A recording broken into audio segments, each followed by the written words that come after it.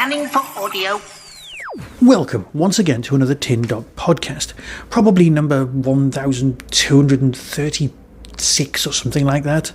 There is a ludicrously large amount of me just talking to you, my dear and probably attractive listener. I've been doing this since 2006. Now, this time I'm going to be talking about something a bit Christmassy. And of course, Christmassy, what does that actually mean? Well, it could be all about the baby cheeses, and no, let's not even go down that road. What I am saying is that Big Finish have released something made by a different company, and it's a Charles Dickens ghost story. One I'd never heard of. Now, I'm not an aficionado. Yes, I know my M.I. James and my Lovecraft, but I haven't immersed myself completely in these Christmas ghost stories. I'm not Mark Gatiss. But here we have something called the Chimes. Now, apparently, Dickens wrote this the year after he wrote Christmas Carol. There's a few recurring themes, but largely it feels more like an early draft of It's a Wonderful Life than anything else. I'll explain in a moment. But here we've got, well, the company is called Average Romp, which is odd. I mean, Audio Romp, possibly we could have gone for. Anyway, that's the company who's produced this. So they're not going to be, although it's a full cast to drama, it's not, strictly speaking, the same feel as a Big Finish. And it's difficult to put my finger on why. But again, it's more of an adaptation. It would be perfect on Radio 4. I mean, I can imagine this next year on Radio 4 being one of the big Christmas afternoon things. And mainly because the cast's so damn good. It's got Toby Jones. I mean, how good is Toby Jones? I'll watch anything with Toby Jones in it. He's just got such a great range. He's just brilliant in practically everything he does. And in this, he's just cracking. Look, let's do the synopsis and I'll get back to a random rant or a ramble, if that's all right. Big Finish presents Average Romp production of The Chimes by Charles Dickens. Toby Veck, what a great name. If you're looking for a pen name, that's your pen name, Toby Veck. Toby Veck is a man who's worried that he's become a burden on society and that his family would be better off without him. He's troubled by a newspaper report about a young mother who recently killed herself by jumping off London Bridge. He's been told the poor don't deserve sympathy and that some people are just born bad. He's starting to believe it. But on New Year's Eve, the Chimes set out to prove him wrong. This production contains references to suicide intention, suicide, and domestic violence. So, lots of fun at Christmas there then. Seriously though, it's really good, and I did listen to this on a recent trip up to see my parents, so I got to listen to the whole thing kind of wash over me as I drove, which was great. Listening to this in one go is good because, like the warning says, it does contain various few things that, don't exactly lend themselves to fun and frivolity. It's quite dark. You know the Ghost of Christmas Future bits of Christmas Carol? Imagine an entire audio of that. There's a lovely bit of introduction, of characterization, it kind of dawns on you as you see the future, how much you know about this character and how much you've been secretly introduced to just by the chatting and the narrative as it goes along. Oh, and I also need to say there's an absolutely brilliant performance by, well, you think, when you reach a certain age and you forget names, well, that's where I'm at now.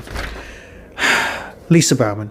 Lisa Bowerman puts in a cracking performance as someone who you'd quite cheerfully like to shove in a river.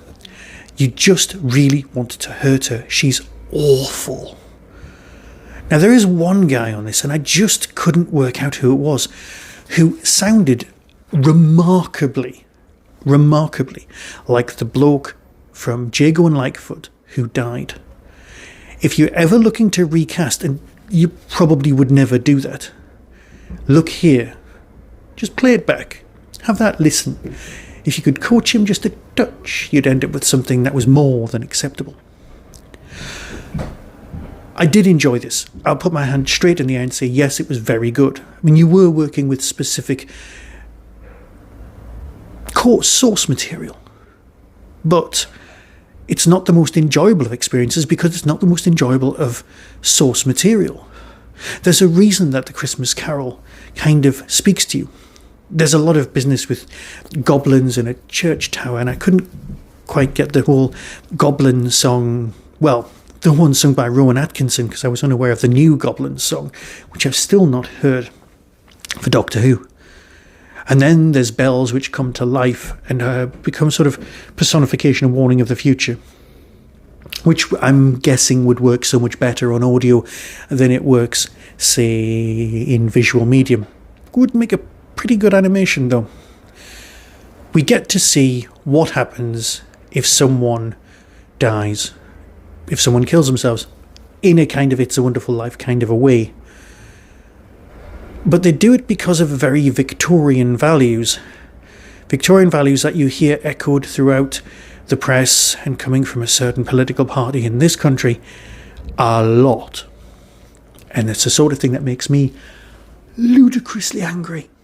But then again, I hope it makes you angry too. Some people are seen as a burden, and they are told they're a burden so much that they start to believe it. And when you start to believe something, it becomes true. And once it's true, it becomes a self-fulfilling prophecy, and you end up in a terrible, terrible place. One person's life does affect others, although you can never truly see it yourself. You may never know the effect you have on other people. But as long as you're going out with the best intentions, it's the best you can manage. And I guess that's the message from this story. It's very good. Just be warned, it's also quite dark. But it does make a nice addition to the audio pantheon of Christmas stories, or New Year's stories. I suppose it makes a change from watching Peter's Friends. Right, I'll fade away, wish you all a Merry Christmas, and speak to you all very soon. Be seeing you. After the success of A Christmas Carol, the following year, Charles Dickens wrote another festive story. An altogether darker and stranger tale. Read all about it! Woman kills herself and her child, jumps off London Bridge! You are born bad, and if you wed, your future is all mapped out. Without a shadow of a doubt. That's what I am. A burden. I can't provide for them. They'd all be better off without me.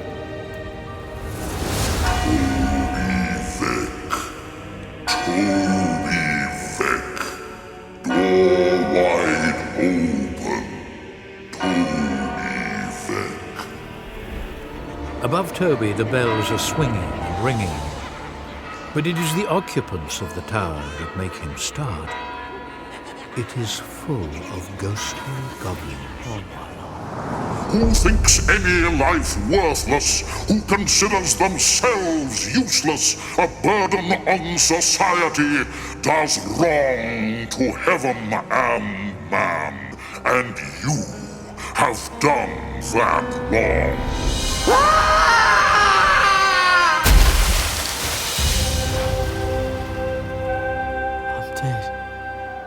I'm dead, I'm dead. The spirits of the bells, they are summoned and shaped by the thoughts of mortals. It's over, Margaret. It's over. You're better off without me. I love you. Give us better homes when we're lying in our cradles, when we're working. Pay us enough to feed ourselves, to feed our families, to meet the rent, and put something by. Give us hope for the future. Poor sweet girl, her husband buried in the grave with a baby to look after. I am now master of this house, and I will not have you disobeying me. I've learnt the truth from the creature dearest to my heart. Have mercy on her. Forgive my ignorance and save her. The Chimes, a goblin story of some bells that rang an old year out and a new one in.